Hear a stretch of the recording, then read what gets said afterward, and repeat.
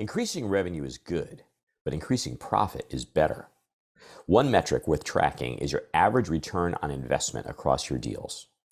Wouldn't it be a great goal for 2023 to increase your average ROI by 20 or 30%? As land flippers, we already make an ROI that most business people would drool over just by buying well. But what else can we do to a property after we purchase it to increase its value on the sale? That is what David and I are going to discuss today on the Land.MBA podcast.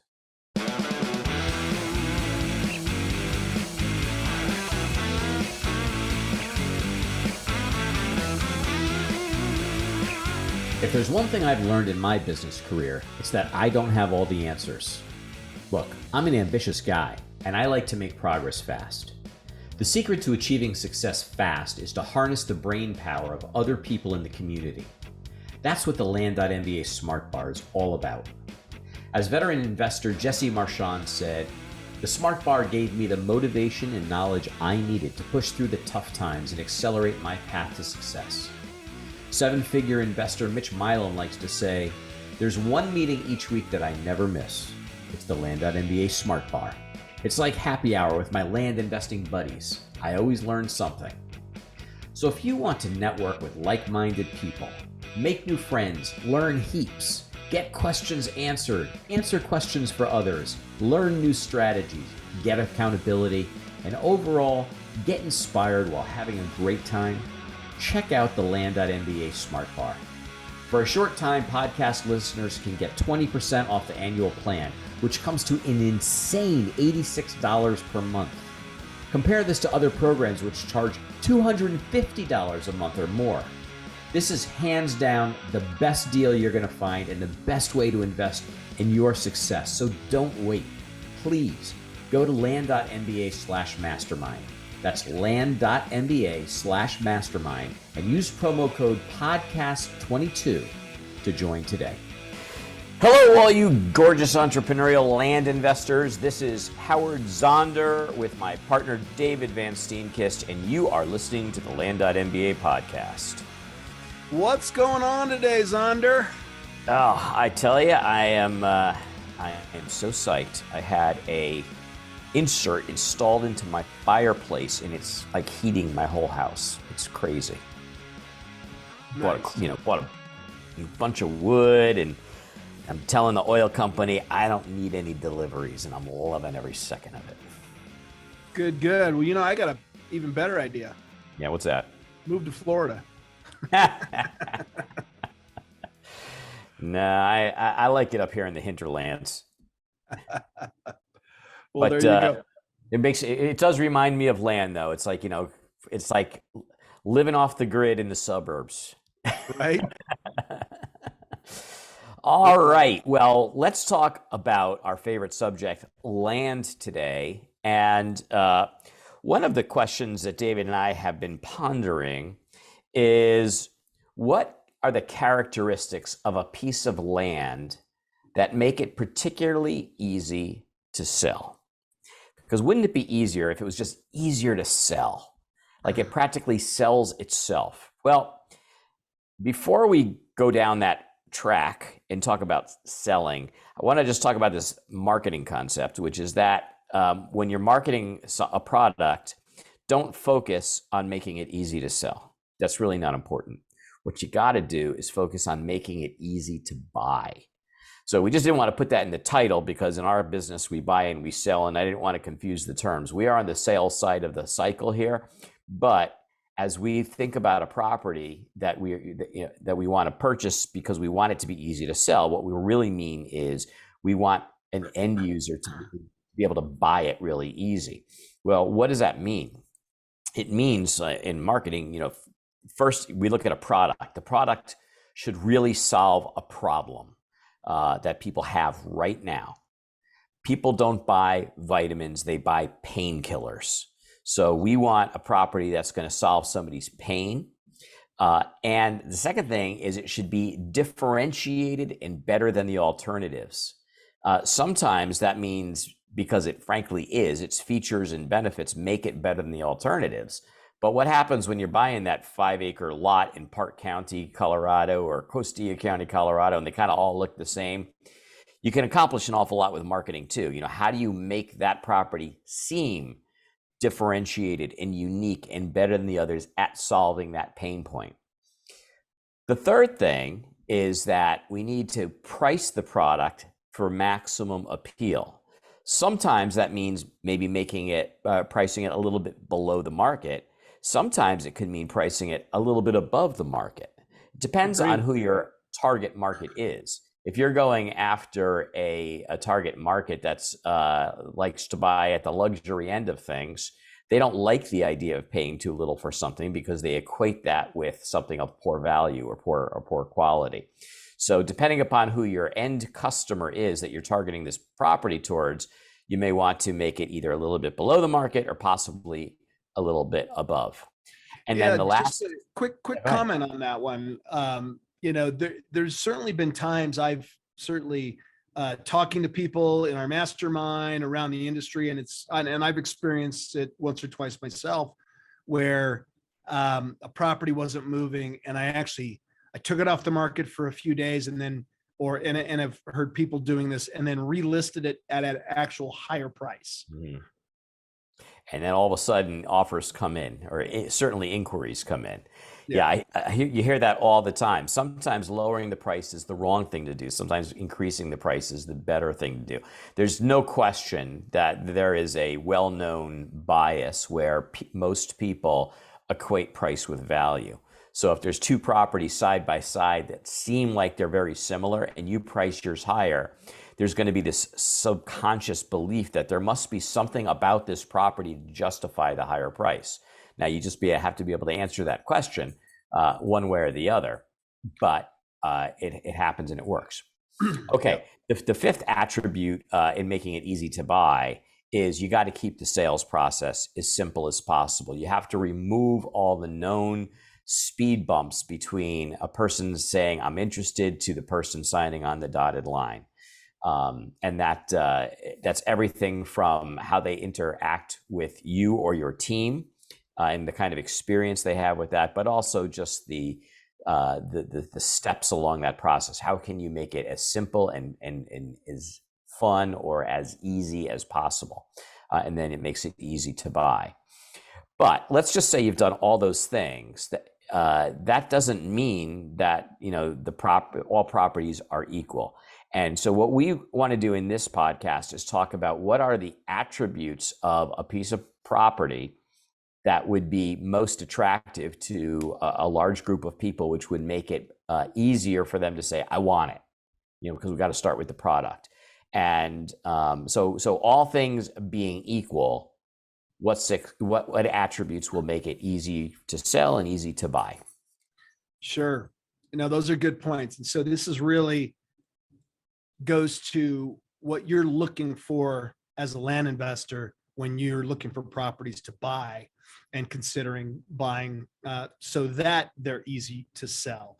And the first one that comes to my mind is buying in a temperate climate, which is going to give you less seasonality. And it's also going to give you more desirability as far as a vacation lot, a recreational lot for somebody that might be traveling from a cold state and want to use that. So it's a temperate climate with a good mix of sun and rain, so that it's not a completely drought-stricken area. The next one is slope. You don't want to buy properties that are too steep or only have, you might have a 10-acre property that has a couple of nice spots to build, but 90% of the lot is really, really steep. So it's not really very usable other than that building spot. So, and that's, you want to have flat to rolling hills, nice topography is nice. People like that.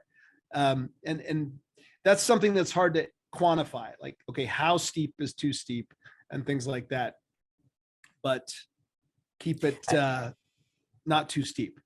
And just to reiterate the point, these are the qualities that will, if you have them, or many of them, it'll just make it easier. That's not to say that a property with a steep slope is a bad property or can't be sold. In fact, particularly in a place like the Rocky Mountains, if you have a slope that's facing in the correct direction and has a phenomenal view. People build on the side of mountains all the time, certainly in Colorado. So I'm not saying that there's never a situation where you might want to do that, but it will be harder because now you're talking about a very specific kind of buyer. There are fewer buyers that would be interested in that. Yeah. Now, I'm glad you brought that up, actually, because I had a situation about this time last year where I picked up an absolute home run deal in a subdivision near Breckenridge, Colorado. And the median price in there was about 125,000 for a lot, 125, 150, something like that. Now, mine was a nice flat lot. I sold it for 240, but because there is a limited number of available vacant lots up there, and there are some that are basically on the side of a cliff, but they build on those up there. Now, those you can, $99,000 to $125,000 you can sell those for. So, hey, if you pick it up for 50, you're gonna make some nice profit on that lot, and it will sell in a reasonable period of time because you're gonna have the people that know this and don't mind living, building their house on the side of a cliff, because they're targeting that location, and there's very limited inventory. And when you're just to add, you don't want to buy stuff that's steep if there's lots of lower hanging fruit in the area. I have made that mistake before. Absolutely. And and the example that you just gave, it's good because if you're talking about a high demand area with a very strong recreational component to the economy, that makes sense. But if you're talking in a lower demand area where it's more about residential living, then the slope stops, doesn't work as well. So it's about understanding your area. But all things being equal, even in a recreational area, flat land sells faster than slope land, usually. Absolutely. Yeah. Absolutely. All right. So now we get to water. We want to make sure we have a reliable water source that's not dependent on statewide access to shared resources such as, like the Colorado River, Lake Mead, et cetera, with, drought situations and whatnot. You want to make sure that you can get a well there if there's no city water, just depends. And that it's not outrageously deep.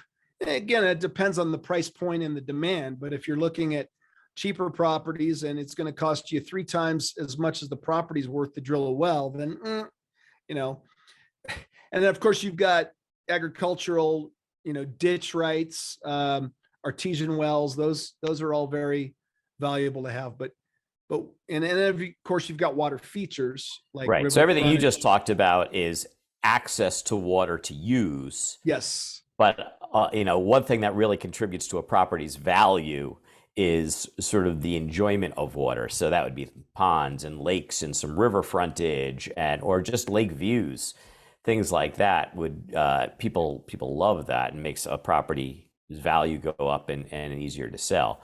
But I would still say that's secondary to having access to water. And it's really, water's so fascinating because I remember when I got started in this business, I started in Colorado and I started to understand how water rights worked in Colorado. And then I switched over and started doing some counties in Utah. And much to my chagrin, water rights work completely differently in Utah than they do in Colorado. So you have to learn it. And all across the West, which has been where the land industry has just made so much hay over the last 6-7 years, all of a sudden now we really are getting into drought conditions. Lake Mead is at it's I don't know if it's an all-time low, but it's pretty close. Lake Powell, same thing. Yeah. The Colorado River, with all the growth that's going on, used to flow to Mexico. It doesn't flow to Mexico anymore. So, and then a lot of the water that's been taken out of the what do you call the aquifers? The aquifer that runs kind of from Canada down south to Mexico. we've been taking water out of there faster than it's been replenished. So water out west is becoming an increasingly challenging situation. That's, again, not to say that those aren't still good areas for investing, but areas that have really good access to water are becoming increasingly interesting. And when you look at the demographics right now, it seems like the Southeast is becoming the new hot market because there's lots of water. Yeah, Southeast and parts of the Midwest, for sure.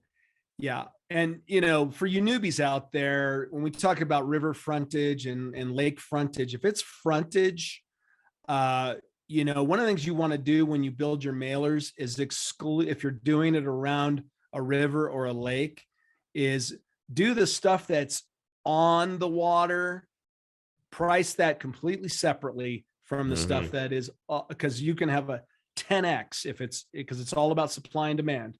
If it's on the water and what will happen is if you include those in your median price per acre, you're going to be way too high on all your other properties. And way too low on those. You're going to be wrong across the board. Exactly. Yeah. So, all right. So how about access, road access, such as frontage? Good frontage road is always good, especially if you're buying a property that you want to subdivide, because the more of that is along a frontage road, the less expense in roads that you have to build. And of course, you want to make sure if it's doesn't have a clear-cut access road, that there's an easement. And of course, you want to, county maintained road is always great. If the property's on a county maintained, but at least that you have either a paved or a, dirt or gravel road to the property that's not in too bad a shape. That's really actually a great point, because when we think access, we normally think, does the road have legal, or does the property have legal access to a road? That's actually not the only issue, because there are many places in places like Colorado where winter comes and there may be a road there, but you're not getting through. So you might have legal access, but you don't have access. Not only is that going to be a problem if you own the property, but it's also going to be a problem if you're trying to sell the property and prospective buyers can't get to it. Yeah, because if it's not a county maintained road, you're not going to get snow plowing. Yeah. In fact, that subdivision, those 18 lots that I did a couple of years ago down in Kuchara, had that issue.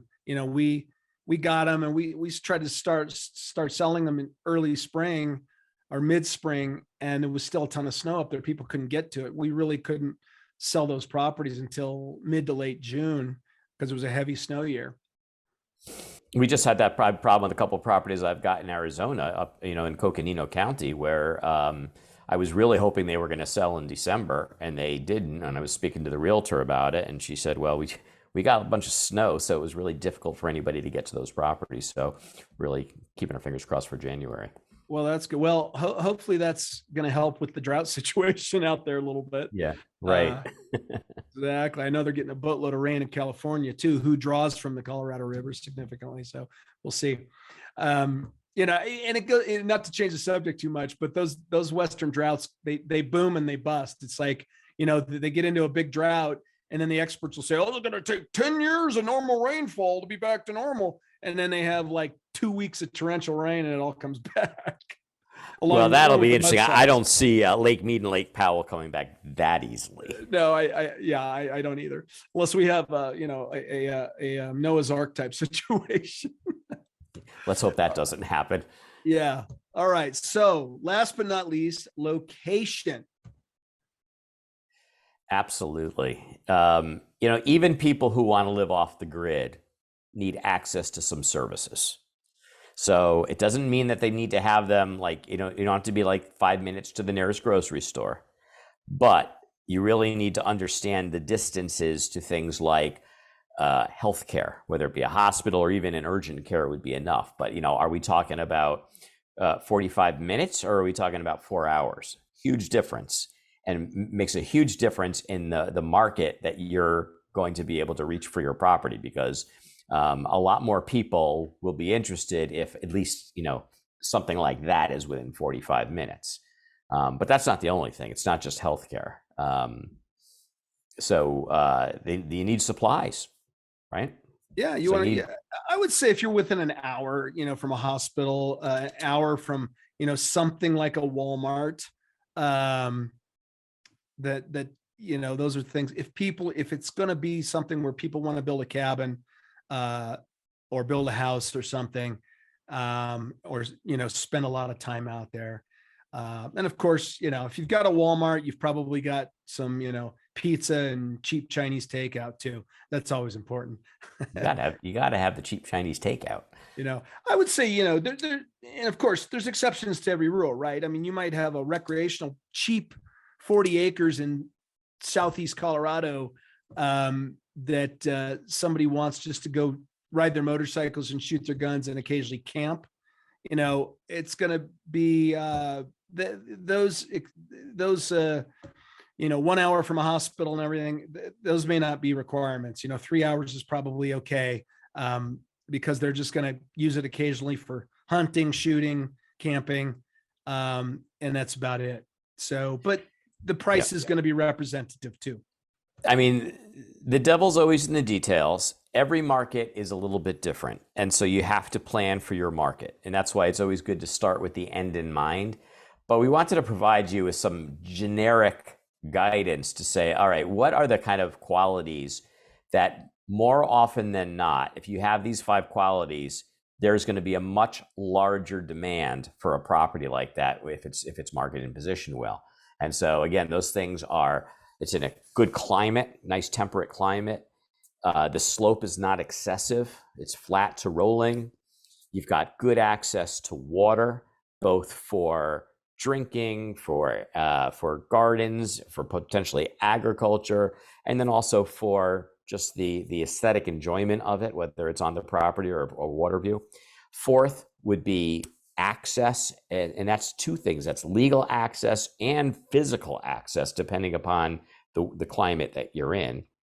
And then finally, location. How far are you from basic amenities that people will need? And as David said, what that distance is could be a bit market dependent, but understand what your market is, and then make sure that, if you can, you're buying properties that are within that distance. All righty. That you'll have properties that are not only easy to sell, but more importantly, easy to buy. Excellent. All right. I think that about does it. We're out of time. We'll talk to y'all later. See ya. We hope you enjoyed this episode, had a bit of fun, and walked away with some actionable insights that you can apply to your business. Dave and I have got some great content and interviews planned, so don't forget to rate and review, and of course subscribe to this podcast on iTunes, Google Play, Stitcher, or wherever you get your podcasts. If we mention any interesting links or tools, you'll find them in the show notes. To learn more about Land.MBA, visit our website at, wait for it, Land.MBA. See you next time on the Land.MBA Podcast.